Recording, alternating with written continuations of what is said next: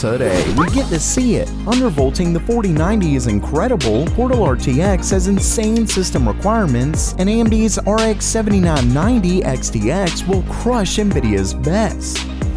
Welcome everyone to Gamer Melt.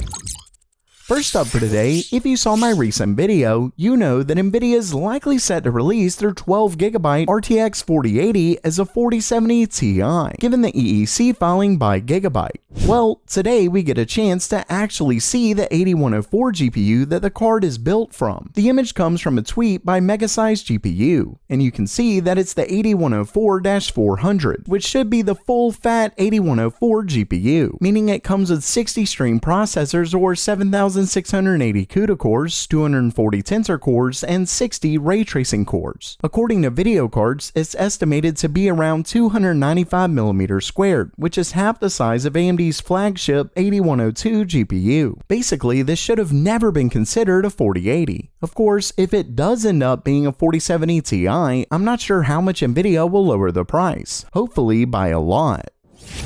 Next up for today, we have a really interesting story from the site Quasar Zone, who tested Nvidia's RTX 4090 with undervolting. But first, now's the perfect time to kickstart your career in PC hardware with today's sponsor, Brilliant, the place I always recommend for anyone hoping to join the STEM field. And today's the day because they're letting you try it out for free when you visit brilliant.org/gamermelt. But why are they so special? Well, for one, they were made just to teach the STEM field. So that means math, science, and computer science. So they're not trying to be everything. Instead, they focus on being the best at STEM. And they do that by teaching you the right way. That is, you learn by doing. Instead of boring lectures, you solve puzzles that teach you the concepts behind the subject. They start small and then slowly add on to it until you actually get it. And whether you're an expert already or you're just starting out, they've got something for you. But don't just believe me. Try it yourself for free today at brilliant.org/gamermelt. And the first 200 of you who visit the link will get 20% off the annual premium. Once again, that's brilliant.org/gamermelt.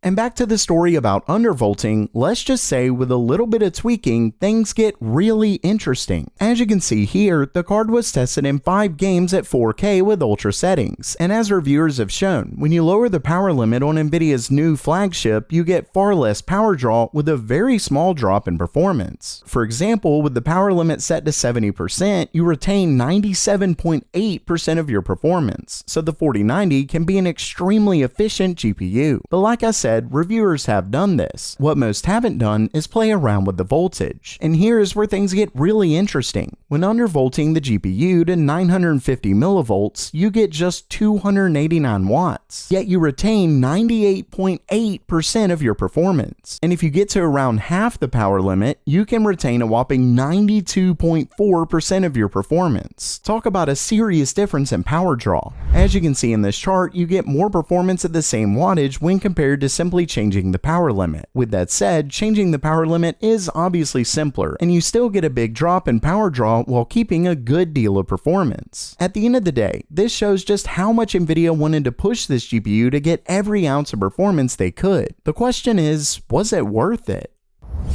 Next up, Nvidia officially announced the release date for Protal with RTX ray tracing, along with the most insane system requirements ever. If you saw the reveal during Nvidia's RTX 40 launch, you knew that Protal was set to be re-released with ray tracing, and it definitely looks pretty decent. But Nvidia just shared recommended specs to play the game, and it's bad. For starters, if you want to play Protal with RTX at 4K 60fps, you're going to need not only an RTX 4080, yeah, that's an RTX 4080, not 3080, but not only that, you'll need to turn on DLSS 3, meaning it'll have to be upscaled with frame generation. I mean, it does look really good, but that's a massive hit to performance. And we can see in their newly released video, you won't be playing this with DLSS off. Either way, it doesn't stop there. For 1080p 60fps, you'll you'll need an RTX 3080 with DLSS 2 turned on. So once again, this is not native resolution, but upscaled. And finally, if you want to play it at 1080p 30 FPS, you'll need a 3060 as the bare minimum, once again with DLSS 2 turned on. Now, I will reiterate that the difference is really nice. I wouldn't say it's as big as, say, Minecraft with RTX, but it is a nice upgrade. Still, with these spec requirements, you'll probably need a new GPU, which of course is what Nvidia is hoping for. As far as the date, Portal with RTX is set for release on December 8th. Whether you'll actually be able to play it is another question entirely. And lastly for today, there's a huge story that could flip everything we know on its head. Currently, AMD's RX 7900 XTX is set to challenge Nvidia's RTX 4080 and slightly lose to the 4090. But according to a new video by Red Gaming Tech, AMD is working on something that would not only beat the 4090, but potentially even beat a 4090 Ti. According to the story, Red Gaming Tech has spoken with multiple sources that have confirmed AMD is already working on a refresh of their 7900 cards. Specifically, we're looking at 3 cards, the 7950 XT, 7950 XTX, and 7990 XTX. And it's the 7990 XTX that looks really impressive. According to his sources, this bad boy would come with the same amount of cores as the 7900 XTX, but it would get clocks well above 3 GHz. We're talking 3.3 GHz shader clocks and 3.6 GHz front-end clock. Of course, remember that RDNA 3 has decoupled clocks, so that's why we get 2 different figures. And this GPU could explain why we saw that target clocks for Navi 31 above 3 GHz. The 7900 XTX may not get there, but AMD is apparently working on cards that can. With that said, the really big news is that this beast would get double the Infinity Cache of the 7900 XTX because they would use 3D Infinity Cache. And with all of this, we're looking at a GPU that should easily beat the 4090 and potentially even a future 4090 Ti.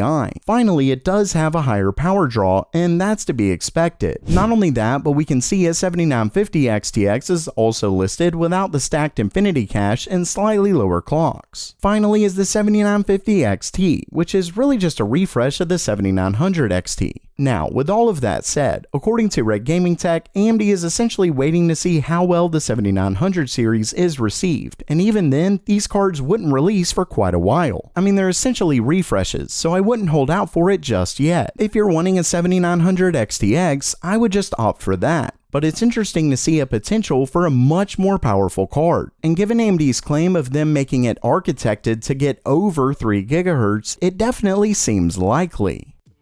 So while that does it for today, are you pumped for this potential 7990 XTX? Let me know down in the comments below. And make sure to try out Brilliant for free at brilliant.org/gamermelt. And as always, have a great day.